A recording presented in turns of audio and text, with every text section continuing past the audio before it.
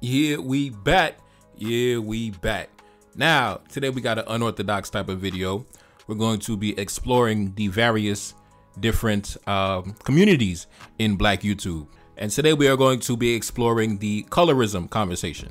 And within that conversation are two different factions within Black YouTube, right? On one side, you have the divestment community, the divestor community.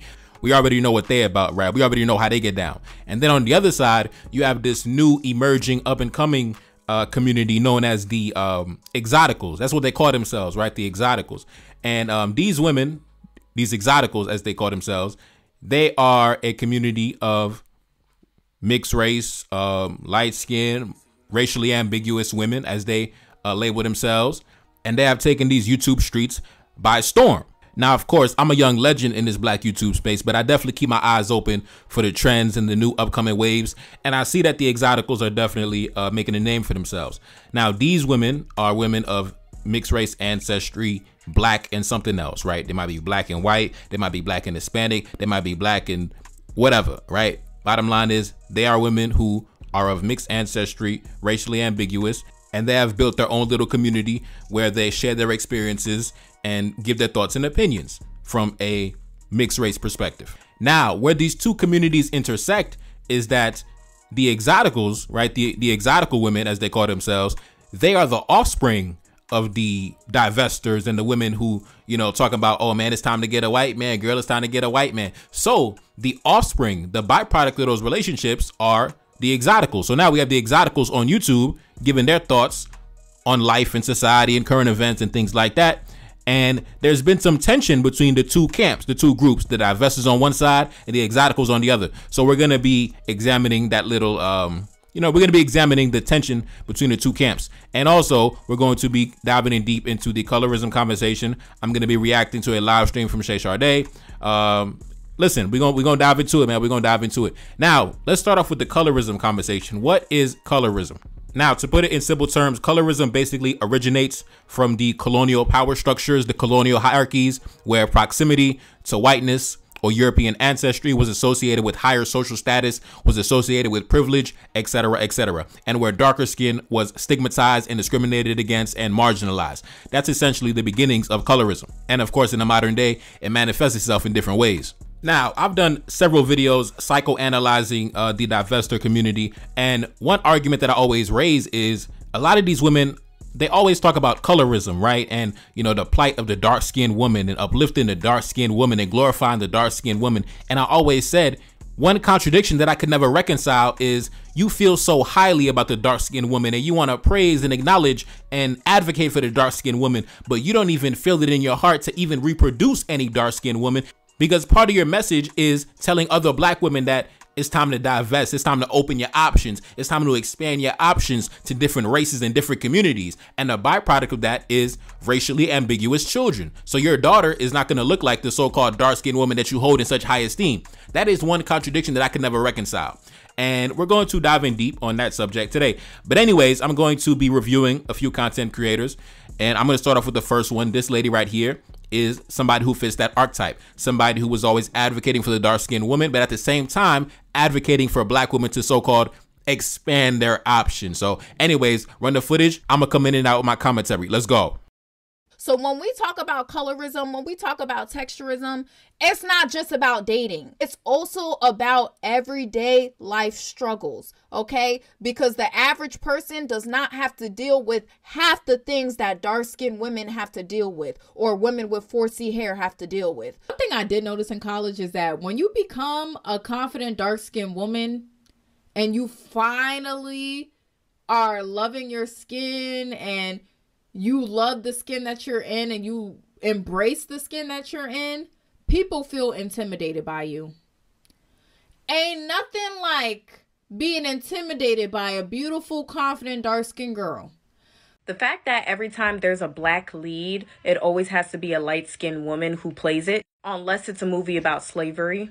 The fact that society will praise Saweetie for her work, yet don't give nearly as much hype to Flo Milli, Money Long, Ari Lennox, Tiana Taylor, I could just go on. The fact that I can count the amount of known dark-skinned models on my fingers all has to do with colorism.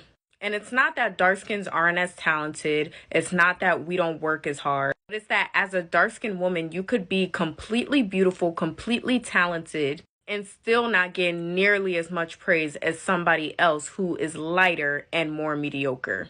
And that's just facts. Now, as we can see, she's very passionate about the topic of colorism. She's very passionate about advocating on behalf of the dark-skinned woman. Now, one has to ask yourself, where does the dark-skinned woman come from, right? Where is the dark-skinned woman factory, right? That comes from the black family, black man, black woman, and then you get the black child. Now, like I said, a common contradiction that you'll find in the message that women like her tend to promote is they advocate on behalf of the dark-skinned woman, and then out of the other side of their mouth, they advocate for black women to so-called expand their options to different groups and different communities and different cultures. So let's jump straight into it. Let's see how she feels about the black family, right? Does she care about having a dark-skinned daughter? Is that a deal breaker for her? Let's find out. Run the footage. I'll be right back.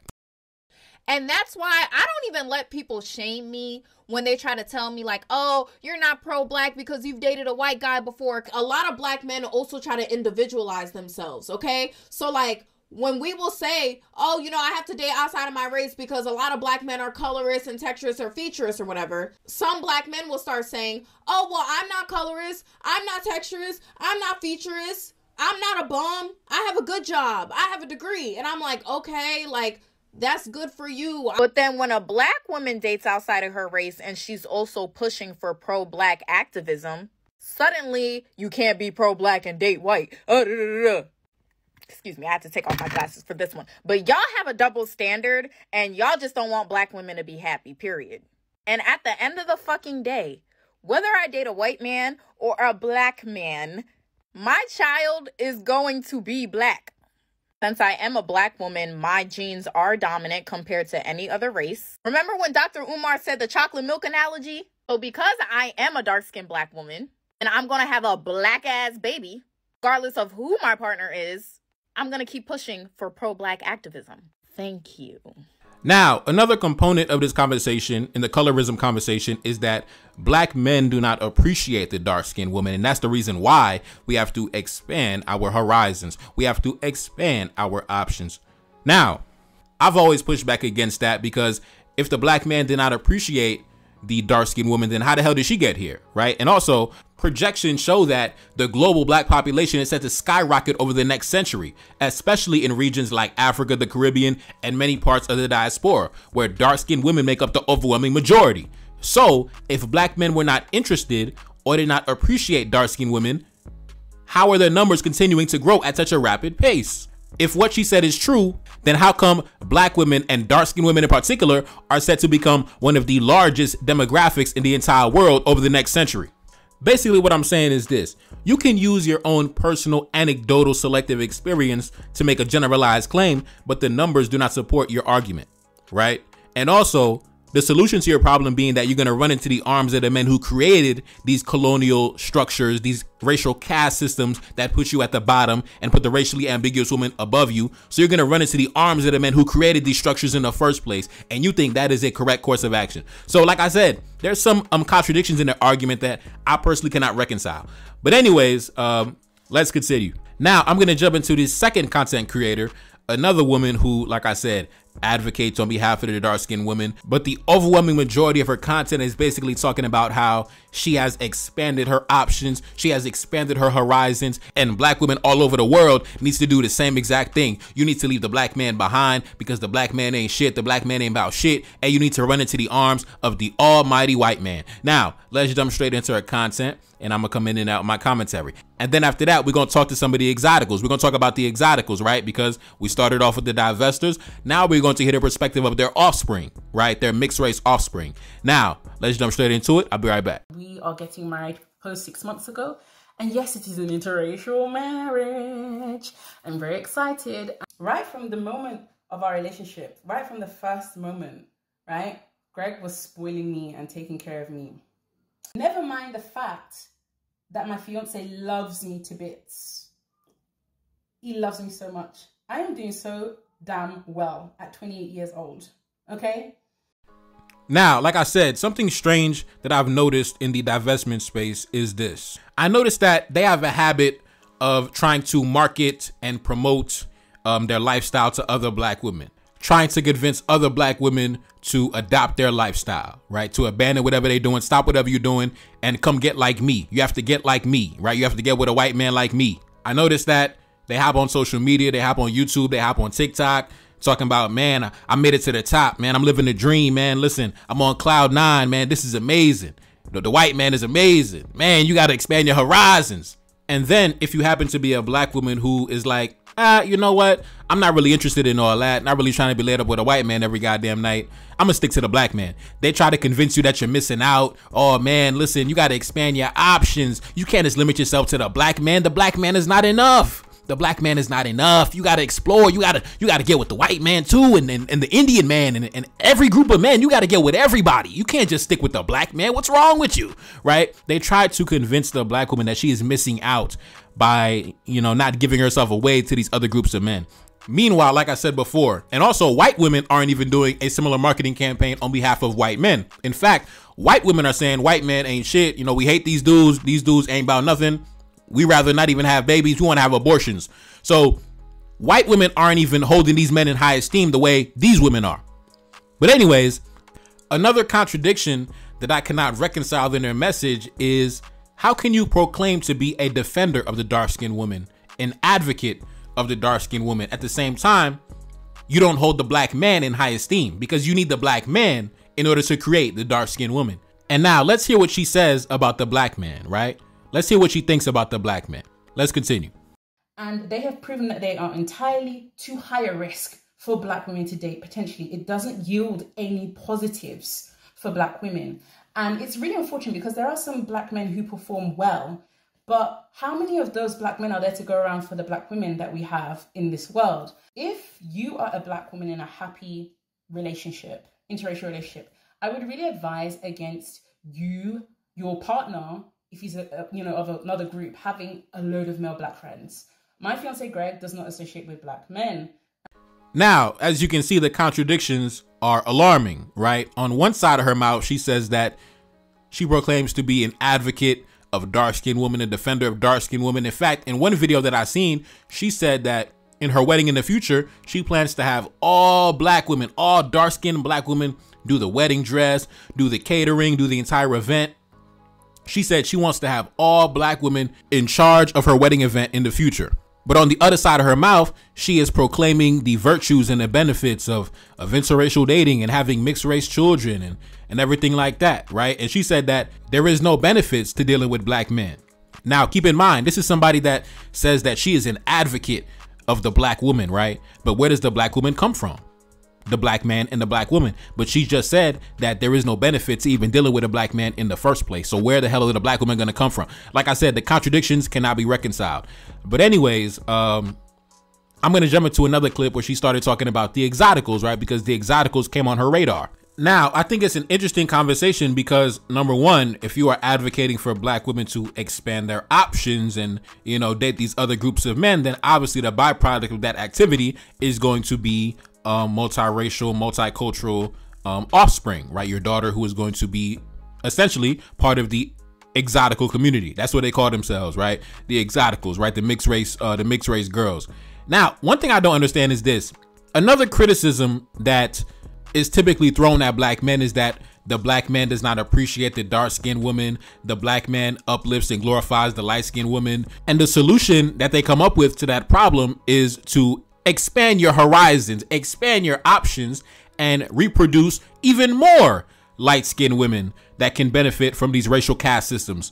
Now, that's what the Exoticals are going to talk about later on in this video too. But like I said, I don't believe in that because projections state that dark-skinned women are about to explode in terms of their population size over the next century. So anyways, let's continue. Let's jump back into the clips. And so I said to myself, okay, I'll do some research and I'll check some of these channels out, right? And let me see if I can find something, because I noticed that there's a bit of anger growing from biracial women when it comes towards dark-skinned women. And I think it's because they feel they've not been allowed to be part of the dark-skinned women's community, because dark-skinned women are quite cohesive. they have quite a tight-knit community. And sometimes if you don't feel like you belong, you can feel quite rejected. Now, like I said, the contradictions continue to pile on, man. The contradictions just keep on coming. So, like she said, she encourages black women to expand the horizons, expand your options. But at the same time, she's talking about the dark-skinned women community. We're a tight-knit community. You're not accepted into the dark-skinned women community. But at the same time, you're not even trying to reproduce dark-skinned young little girls and little boys, right? You're trying to add more to the population of the exotical community, the mixed race community. So that's the contradiction that cannot be reconciled. So anyway, let's continue. But imagine my surprise and my horror checking out some of these channels expecting to see biracial women's experiences. And imagine my utter bewilderment when all I saw was light-skinned black women comparing themselves, talking about their nose shapes and their hair textures, and insulting dark-skinned black women, making horrible quips towards them, arguing about whether their hair was 4A, 4B, 4C. Now, I don't know why she's so angry or upset at the so-called exotical community on YouTube, because, like I said, you hop on the YouTube every goddamn day serving as an ambassador for expanding your horizons, expanding your options, because the black man ain't enough. There's no benefit to dealing with the black man, so we have to get with the white man, right? So you plan to have a little light-skinned daughter, a little mixed-race daughter, right? So what is wrong with mixed-race girls, talking, from their perspective? Because you plan to have one. You plan to add more to the exotical population. So what is wrong with them expressing themselves, right? That's the contradiction I don't understand, right? You don't want to deal with the black man. You said the black man don't got shit. The black man ain't shit.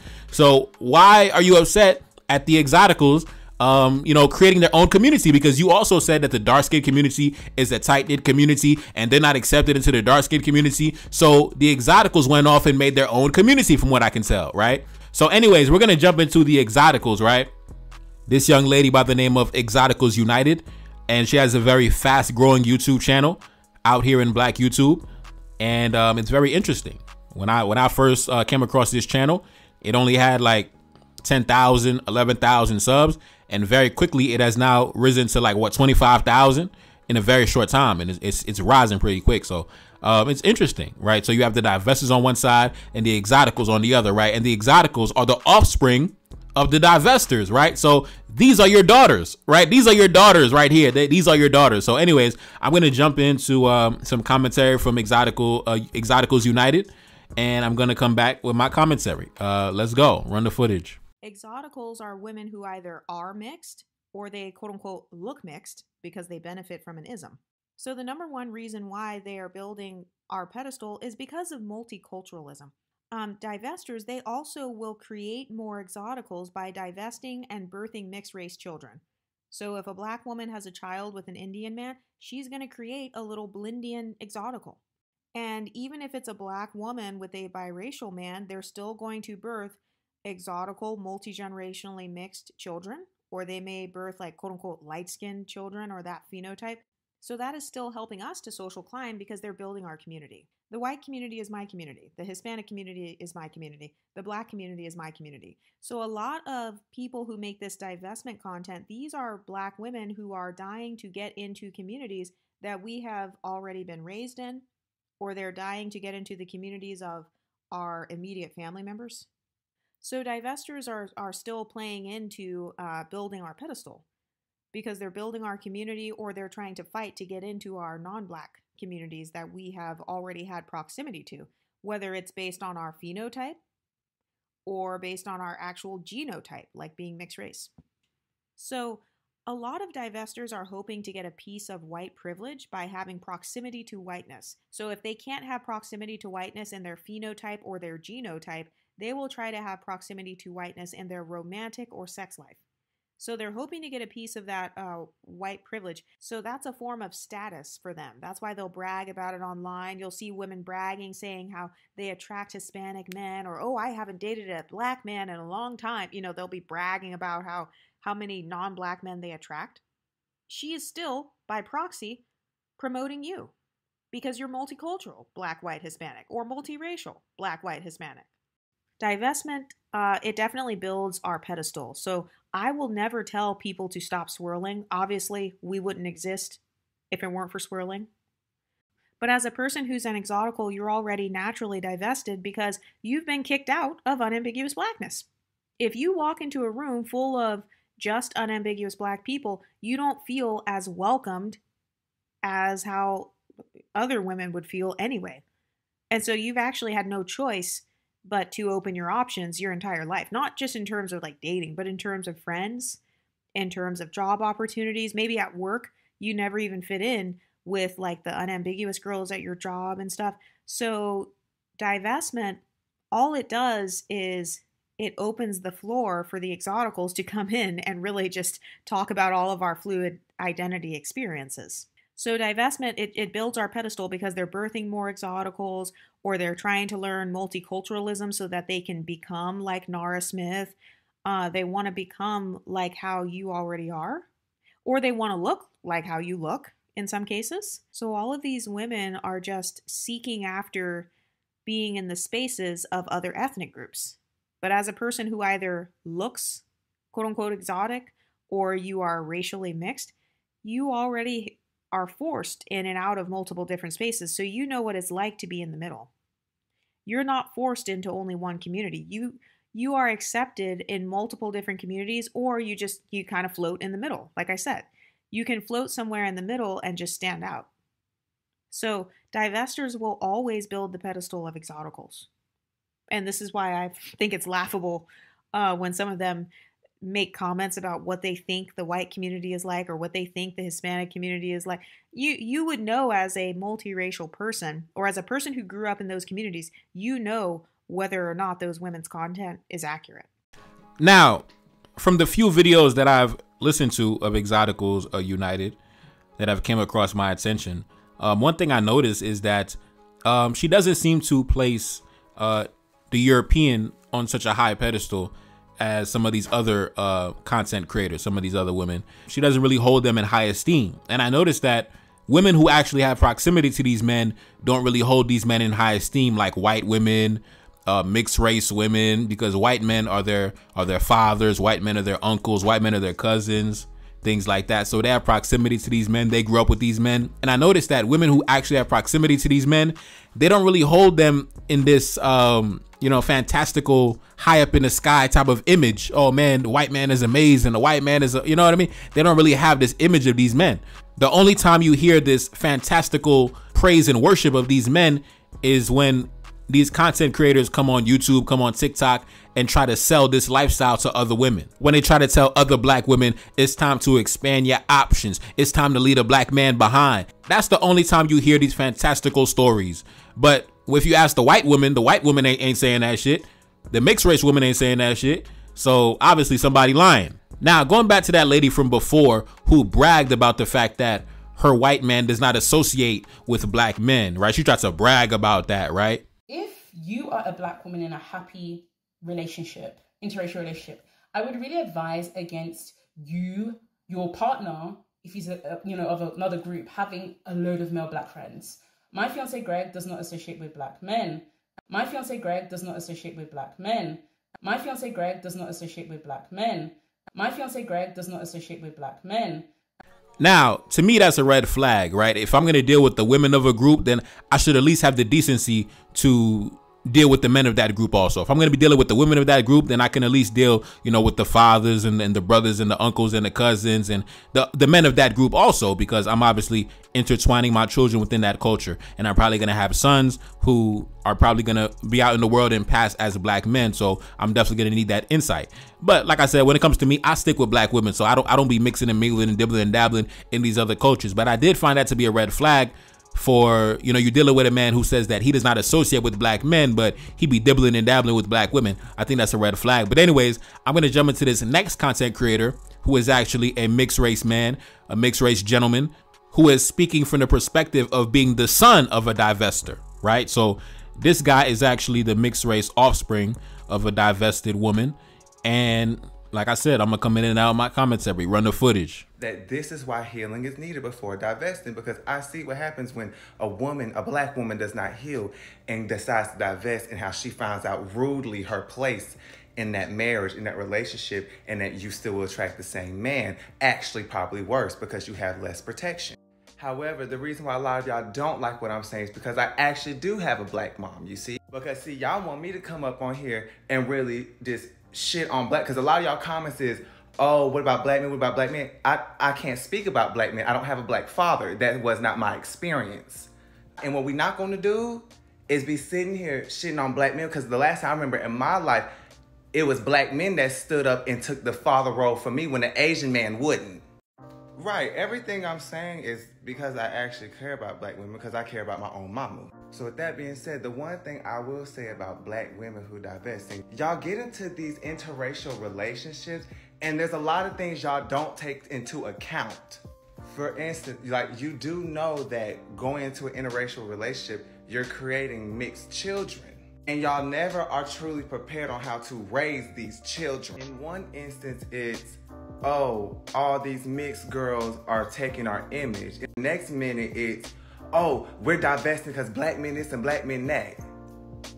So what you're telling me is you're your own demise. Like, you don't want to see yourself standing up there representing yourself. No, you want to see somebody like Zendaya. You want to see somebody like me. That's what you're saying, right? But once again, y'all will go in these comments and argue and fight for your lives over me because I'm literally saying the truth.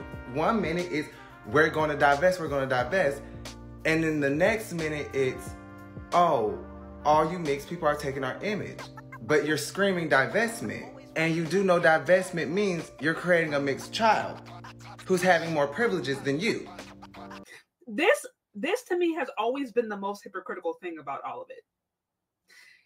How are you so black female empowerment? You're so empowered that you literally don't even believe in recreating yourself. That's always been the most, and really sit up here and talk about dark skin, like specifically dark skinned black women, promoting dark skinned black women and supposedly West African features, however you want to put it, but then don't even believe in recreating yourself. That to me has always been the most bananas. And listen, I don't see anything wrong with like promoting dark skin. I think dark skin can be beautiful. Like I really love how diverse blackness can be represented. I actually love that. I think it's beautiful, but it's just the hypocrisy for me, right? Like, how are you so trying to act all like freaking Malcolm X, Colin Muhammad, but at the end of the day, the result of whatever you're doing is producing a biracial that you complain about. Like, how does anybody take that seriously? So that's why, to me, I've always been like, this makes zero sense, but I just love actually seeing somebody who's the product of that stand up and be like, yeah, this actually makes zero sense. Because I'm like, somebody needs to know that this is all foolery. And again, the issue isn't necessarily a person.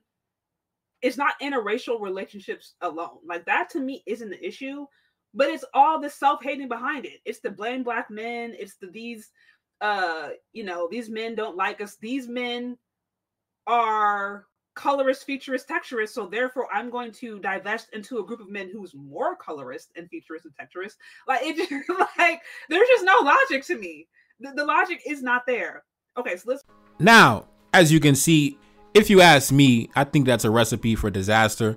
And I believe that, as I've mentioned before, how intermixing has been used as a method of conquest throughout history, where you eliminate the man and you indoctrinate the children. So when I hear that other women brag about how, oh, my white man, he don't associate with black men. He don't associate with the black man. Right. So to me, I just think that, OK, obviously your little mixed race children are obviously going to be weaponized against the black community in the future. But anyways, I'm going to jump into Shay Sharday. Right. Shay Sharday was reacting to some of this content also. So I'm going to jump into some of her commentary. And yeah, I'll be right back. Let's go.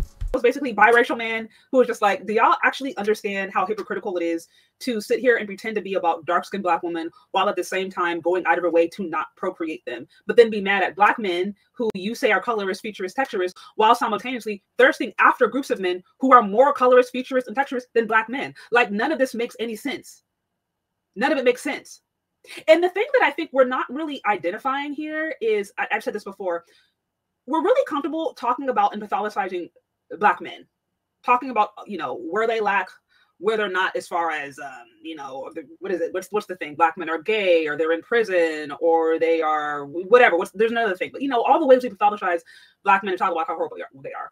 We're really comfortable doing that, but no one wants to sit here and talk about the issues that disproportionately impact black women, and then more specifically, the impacts of racism or colonization on black women. We're comfortable calling, you know, black men all kinds of raccoons, right? Like I think we're comfortable identifying when a Black man is self-hating, and there's words for that. But when it comes to a Black woman, it's like we completely we go silent. It's almost like no one wants to talk about that. I don't have a problem with people, two grown adults who love each other, falling in love from different ethnic backgrounds. I have no problem with that. No problem. Divestment specifically, though, is a hate group.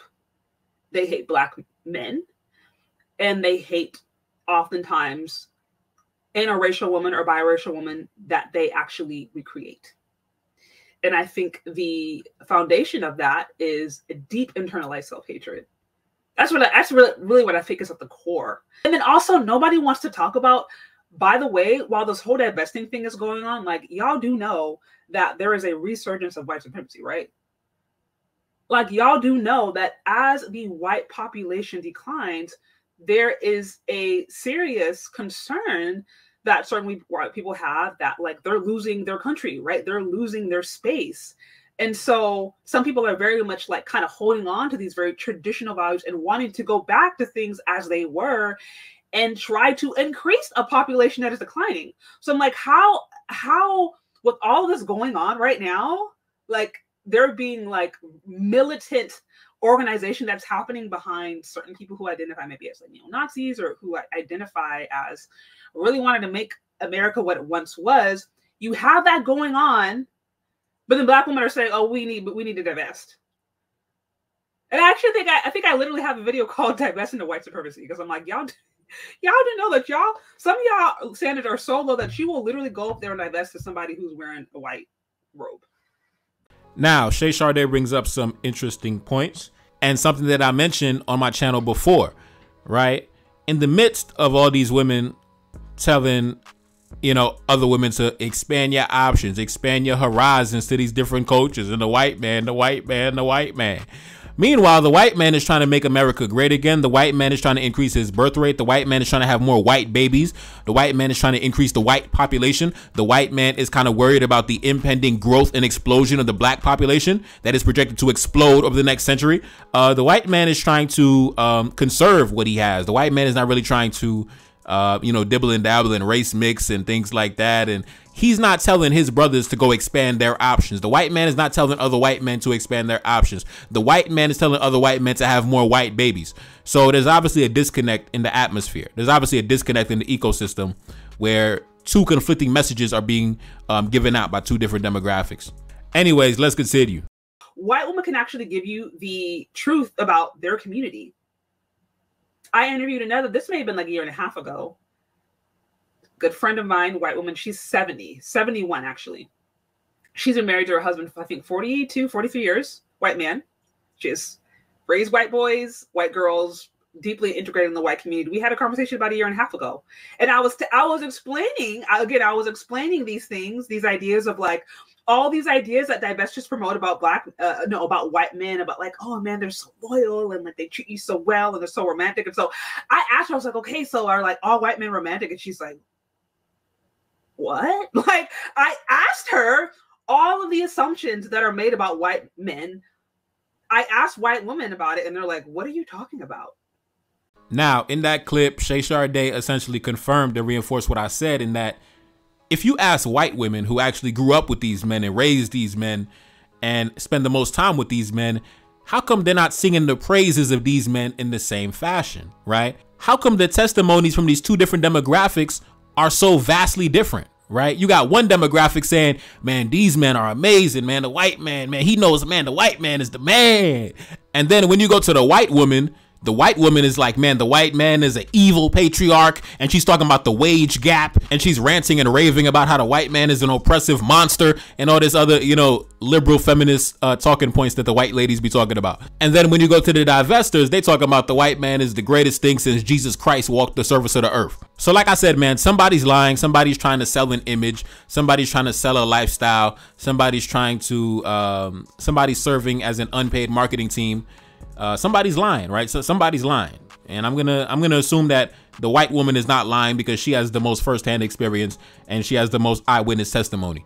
Now, I want to go back to that lady from before who said that she was encouraging black women to expand their options because, according to her words, that the black man is not a good investment. Nothing positive comes from dealing with the black man. That's what she said, right? So I'm going to run that footage, and then I'm going to run some footage from Exoticals United, basically giving her perspective on things, and you'll see how it contrasts, right? On one hand, the divestors talk about, oh man, the white man is a great investment, and then, you know, the mixed race women talk about, man, the white man ain't shit. Let's continue.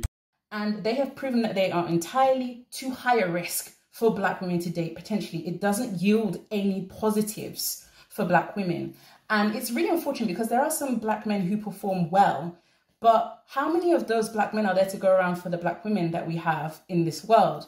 And not to mention the fact that statistically, around 80% of men make less than $100,000 per year. And with these swirlers and stuff, like I've seen Chrissy and other unambiguous black women talking about how exoticals are jealous because they're leveling up and getting these white men. Well, statistically, there's an 80% chance that your white man makes less than 100K per year. So whatever man you're marrying, you're not rich.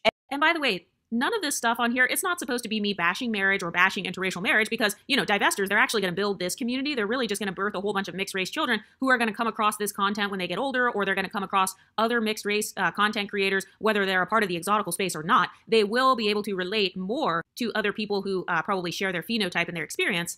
So for that reason, I will never be against swirling. In summary, man, like I said, there's a lot of contradictions in that entire divestment space.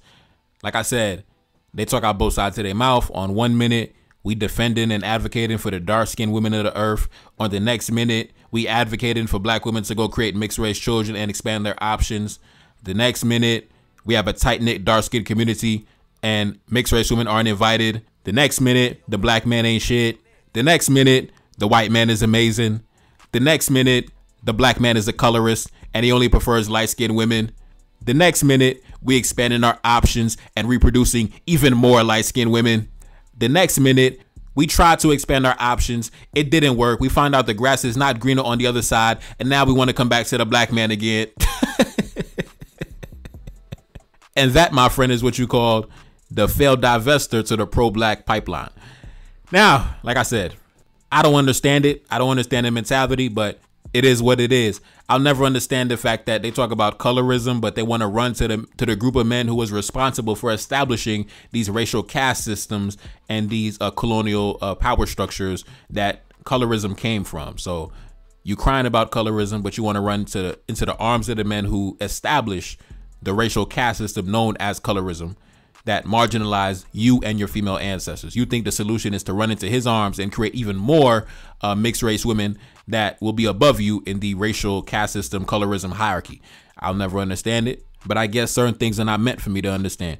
Anyways, it's a boy Neferkari, the Salim back in the building. Yes, indeed. Cash App in the description. Support the channel, man. Support the album. Peace.